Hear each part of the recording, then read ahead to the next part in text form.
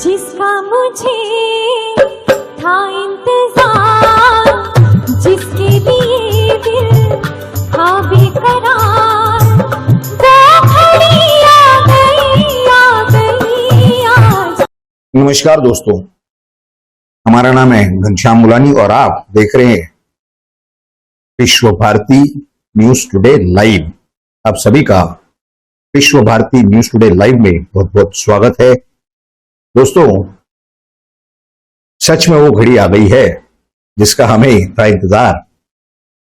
क्यों? क्योंकि आपने देखा होगा कि पिछले कुछ दिनों में किस तरह से भारत को टारगेट किया जा रहा था अंतर्राष्ट्रीय स्तर पर। वो चाहे यूनाइटेड स्टेट्स ऑफ अमेरिका हो, जो बाइडेन हो, या उनके वो डेप्यूटी चीफ स्पोक्स पर्सन हो डिपार्टमेंट ऑफ स्टेट के, या फिर उसके बाद जर्मनी हो। Joe Biden, United states of America का तो हमने पिछले 48 घंटों में जानकारी दे दी अपने वीडियो द्वारा कि किस तरह से उनके दोहरे मापदंड है और किस तरह से उनके खुद के देश में लोकतंत्र ही नहीं है। किसी पूर्व राष्ट्रीय अध्यक्ष का, प्रेसिडेंट का, फॉर्मर प्रेसिडेंट का वही व्यक्तिगत जिंदगी का कुछ निकाल करके उसके ऊपर केस रजिस्टर कर देना और उनके ऊपर चार्जेस फ्रेम कर देना, इस तरह के सारे उल्टे सुलटे काम कैसे लोकतंत्र कहा जा सकता है। अब बारी है जर्मनी की और यूरोपियन यूनियन। जर्मनी यूरोपियन ही है ना, यूरोपीय देश है, तो यूरोपीय संघ और जर्मनी ये एक ही थैली के चट्टे बट्टे हैं। ये सिख फॉर जस्टिस के जो एक्टिविस्ट हैं, जो भारत के लिए आतंकवादी हैं, उन्हें उसका दर्जा दिया गया है सरकार द्वारा, कानूनी यानी संवैधानिक सरकार द्वारा। संविधान के प्रावधानों के तहत जो चुन करके आई हुई सरकार है, जनता की मान्यता प्राप्त सरकार, उस सरकार ने जब उन्हें आतंकवादी ठहराया है, उन्हें ये पनाह देकर के बैठे हैं। और 3-4 दिन पहले ही कुछ उन्होंने भारत के ऊपर, उनके स्पोक्स पर्सन ने external affairs, ministry of foreign affairs से क्या बयान आया था, वो नजर बनाए रखे हैं भारत के अंदरूनी मामलों पर। राहुल गांधी के खिलाफ क्या केस चल रहे हैं। अरे भाई, जो मोदी ने केस किया था वो प्राइवेट केस था, नरेंद्र मोदी ने नहीं किया था। इन्होंने जो मोदी सरनेम पर बकवास की थी, उसके अगेंस्ट में इनके ऊपर एक प्राइवेट केस रजिस्टर किया गया था मोदी समुदाय में से किसी ने। तो क्या उस केस का जो पूरा ठीकरा है वो भारत के प्रधानमंत्री नरेंद्र मोदी जी के सर पर पड़ेगी क्या? और आप होते कौन है भारत के अंदर क्या चल रहा है, नहीं चल रहा है देखने के लिए, नजर रखने के लिए? आपका संबंध क्या? आप आपके देश के जो विरोधी पार्टी है उनसे संबंध रखिए। आपके तो कपड़े आप ही के लोगों ने उतारे हैं। क्या उतारे हैं उसकी जानकारी अभी हम आपको देंगे। जो यूरोपियन कमिटी है, यूरोपियन यूनियन की यानी यूरोपीय संघ की जो यूरोपीय कमिटी है, उसकी जो बैठक हो रही थी, उसके जो अध्यक्ष थे वो क्या कह रहे थे उस बैठक में, आइए सबसे पहले वो एक छोटी सी वीडियो क्लिप देखते हैं और फिर हम आपको बताएंगे कि किस तरह के दोहरे मापदंड इन्हीं के लोग इन्हीं के कपड़े उतार करके एक्सपोज कर देते हैं। क्या है, आइए देखते हैं उस छोटे से वीडियो क्लिप में। President von der Leyen, welcome to the Dáil, welcome to Ireland. But to be honest, nobody would thank me, I think, out there in the world if we use this opportunity just to slap each other on the back. So I'm going to raise some issues where I think there is concern and indeed necessary criticism of the European Union. This week you have, and I support you in this, called for a tribunal to be established to investigate the undoubted, to my mind, undoubted war crimes of Vladimir Putin in Ukraine. And I think we all share in condemning the utterly barbaric, murderous invasion by Russia of Ukraine and support the people of Ukraine in their struggle for self-determination. But I really have to say, on the week when it is the International Day of Solidarity with the people of Palestine, for you not to simultaneously call for an investigation into the ongoing war crimes and crimes against humanity being committed by the apartheid state of Israel against the Palestinian people, I really have to wonder about the consistency of the ethics of EU foreign policy. It is utterly, utterly unconscionable that we can say, on the one hand, we must investigate the war crimes and atrocities of Vladimir Putin and remain silent, as you did when you spoke in June in Israel beside the Israeli Prime Minister Naftali Bennett and did not say a word, not a word, after we've had two devastating reports by Amnesty International, by Human Rights Watch, of 70 years of ongoing crimes against humanity, ethnic cleansing, apartheid, the siege of Gaza, a 15-year-long criminal action. Do we talk about investigating the war crimes of Israel? No. Do we sanction Israel for these crimes as we've sanctioned Russia? No.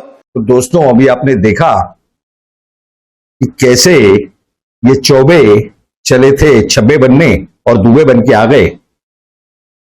क्या कहा है उस European committee के अध्यक्ष ने? क्या कहा उन्होंने? हमारी राय नहीं है इसमें, कि जो कह रहे हैं वही हम आपके सामने रख रहे हैं।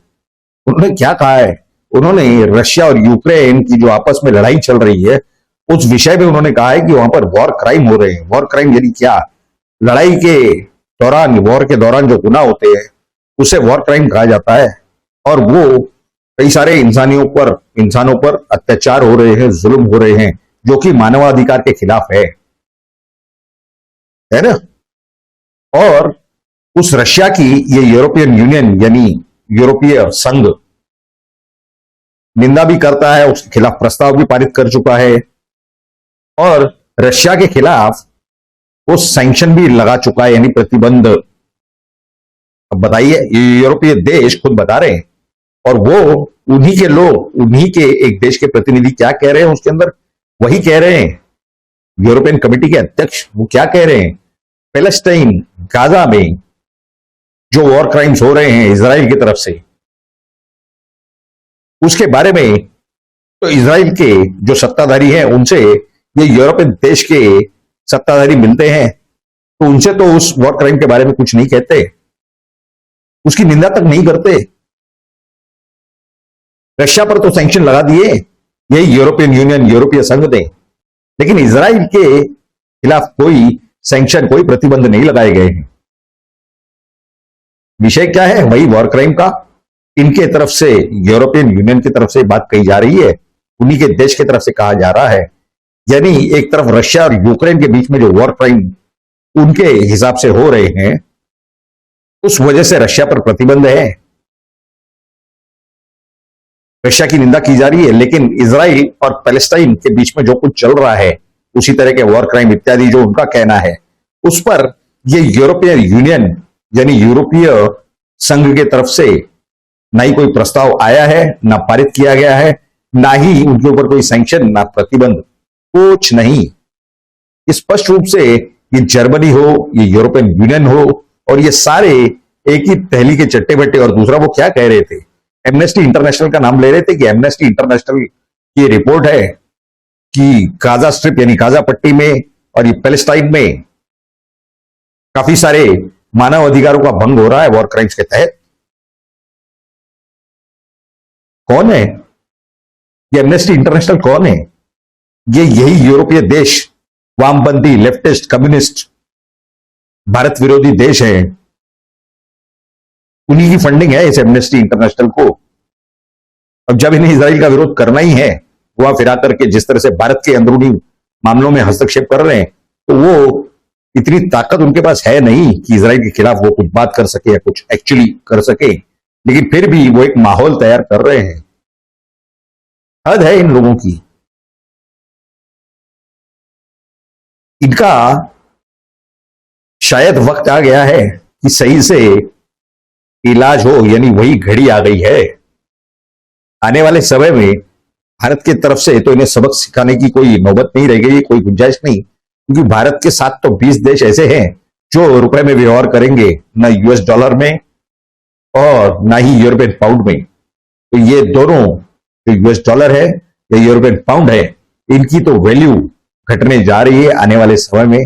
अंतर्राष्ट्रीय बाजार में, क्योंकि भारत की आबादी, भारत के जो फॉरेक्स रिजर्व्स और हर एक चीज इस विश्व में पहले टॉप 3 में या 4 में आते हैं। तो भारत जैसा देश अगर इस तरह के कदम उठा रहा है प्रगति पथ पर, खुद के राष्ट्र के विकास के लिए, यही इनके पेट में तकलीफ हो रही है। वो घड़ी आ गई है कि भारत में आत्मनिर्भर हो करके, यानी आत्मनिर्भर भारत बन करके, और फिर से जो मुगलों के आने के पहले जैसा भारत था, यानी पूरे विश्व में सबसे पहली यूनिवर्सिटी, विश्वविद्यालय, नालंदा, तक्षशिला सब भारत में ही थे, और भारत उस समय विश्व भारती कहलाता था। तो भारत में फिर से एक बार विश्व भारती बहुत जल्दी बन जाना है। इसकी शुरुआत हो चुकी है प्रधानमंत्री नरेंद्र मोदी जी के नेतृत्व के तहत। बहुत ही अच्छी जानकारी है जो आपके लिए बेहद जरूरी थी। कि जानकारी देने की आपको घड़ी आ गई थी और इन बेवकूफों को सबक सिखाने की भी घड़ी आ गई है। तो ये सारी जानकारी आपको कैसे लगी ये तो जरूर आप नीचे कमेंट बॉक्स में लिख करके बताएं। साथ ही साथ अगर आपको ये सारी जानकारी अच्छी लगी हो तो इस वीडियो को ज्यादा से ज्यादा लाइक करें और उससे भी ज्यादा शेयर करें, ताकि विश्व में हर व्यक्ति को ये पता चल सके कि भारत में क्या चल रहा है, और ये अमेरिका हो, ये जर्मनी हो और ये यूरोपियन यूनियन हो, यहां पर क्या चल रहा है। इसके सिवाय ये आप ही का विश्व भारती चैनल है। अगर अब तक आपने इसे सब्सक्राइब नहीं किया है तो इस जल्द से जल्द सब्सक्राइब करें, क्योंकि आप ही का चैनल है। और इसके सब्सक्राइब बटन के बाजू में जो बेल आइकन का नोटिफिकेशन दिया है उस पर क्लिक करके उसे ऑन कर दे, ताकि हमारे हर वीडियो की जानकारी यानी नोटिफिकेशन सबसे पहले आपको प्राप्त हो सके, और आप उस नोटिफिकेशन की वजह से सबसे पहले हमारे वीडियो की सही सही जानकारियां प्राप्त कर सके। आप सभी लोगों ने इस वीडियो को पूरा अंत तक देखा, इसके लिए आप सभी का बहुत बहुत धन्यवाद। जय मां भारती।